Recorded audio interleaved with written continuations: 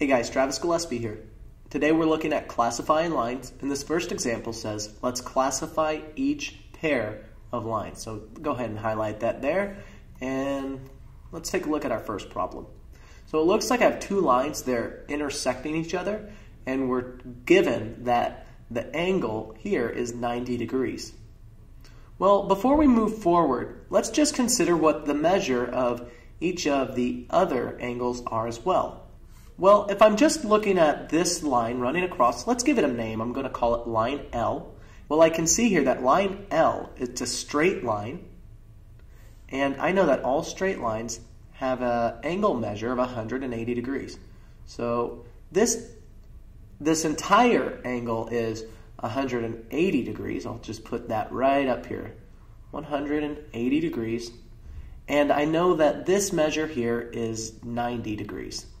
So if this angle measure is 90 degrees, I can take 180 and subtract out 90 to get the measure of the other angle. Well, 180 minus 90 is equal to 90, so I know that I have another 90 degree angle right here. So this measure is also 90 degrees. Well, I have another straight line. It's cutting through line L. Let's just call this line line M. Since line M is a straight line, I also know that line M has an angle measure of 180 degrees. I'm just going to continue that angle here, and this angle is also 180 degrees. Well, half of this angle is 90 degrees, so the other half has to also be 90 degrees. And finally, back to line L again.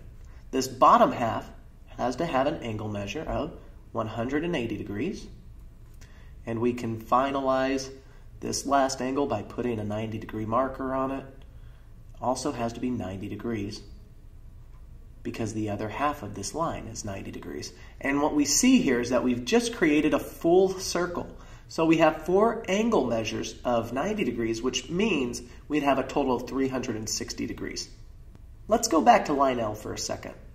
Well, whenever we have two angles, 90 and 90, that add up to 180 degrees, we call this supplementary. So these are supplementary angles here.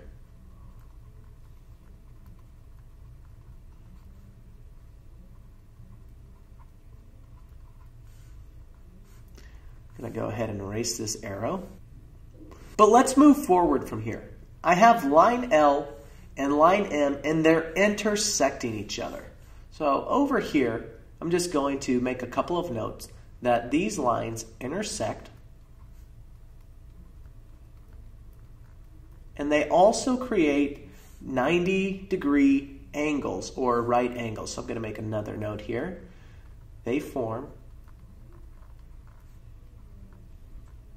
90 degree or right angles.